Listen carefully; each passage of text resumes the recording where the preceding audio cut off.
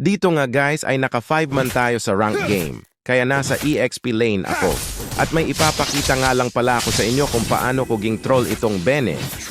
Tingnan nyo ba naman kasi yung pinaggagawa. Ginagaya niya pala yung trend sa TikTok na nagdadash sa bush para hindi makita at mag-aambush na lang bigla. Kaya nagging TP-TP ko siya para mainis at mawala focus niya sa game. Ilang beses niya pala ito ginawa guys. Retreat or death. Akala niya mauuto niya ako kasi nakazilong lang ako. Pero hindi niya alam masturbator itong katapat niya. Habang nasa taas pala kami netong Bene guys, ay nag-clash na yung mga kakampi namin sa bot lane. Sumama na nga ako kasi may portal naman. At tingnan nyo ginawa dito ni Bene. Talagang sumama pa. Ito ata yung tinatawag nilang one way to heaven. Kasi naman, pwede niyang i-push yung tore ko sa taas pero nagbuwis buhay talaga. Ang galing! Ang galing! Nag-clash na nga kami ni Bene dito guys at para sa akin ay kayang-kaya ko ito since masangat naman ako sa level at gold. Kaso nandyan na yung backup niya kaya naatras na lang ako. Hayaan nyo guys, bibigyan natin yan mamaya si Bene. Nag-turtle na nga dito guys yung mga kakampi ko kaya tumulong na din ako para mang-KS. At yung Bene na naman dito ay pumasok ulit sa clash ng mag-isa. Grabe. Kaya wag kayo papasok pag hindi kaya. Siyempre kahit nagapang troll tayo guys ay hindi ibig sabihin ay hindi na tayo magpapalakas. Kaya tingnan nyo yung damage ko guys. Last turtle na nga ito guys kaya magapang asar na lang tayo dito.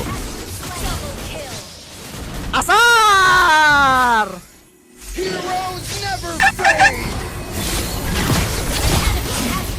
Akala talaga ng Bene ay mapipitas niya ako. Yun ang akala niya.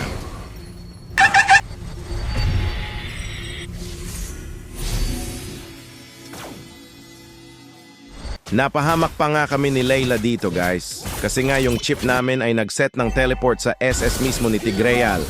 Kaya muntik pa kami na wipe out. Buti na lang ay nakatakas pa kami nung core. After ng ilang TP nga guys ay napitas ko na rin itong si Bene.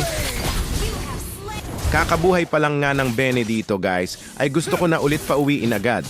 Kaso nung natikman niya yung damage ay umuwi na lang mag-isa.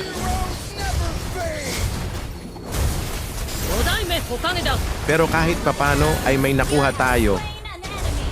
Right timing na nga yung pagpasok natin dito guys sa portal kasi bago pa pumasok yung core nila sa clash ay inunahan na natin. Pati rin yan si Nana bibigyan natin. Ang daming ganap nga dito sa match na ito guys, pati ba naman yung Lord ay nakapitas ng hero.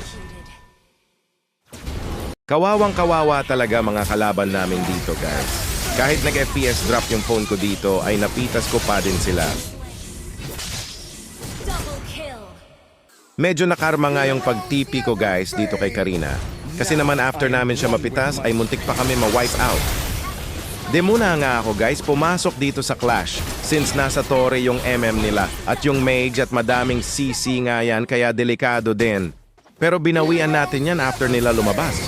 Wala talagang palag mga heroes dito kay Zilong lalo na sa late game.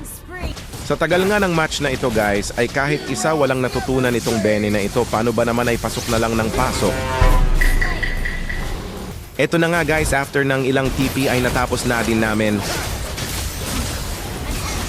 Thank you guys for watching and sana pa like and follow nyo ang page. Victory!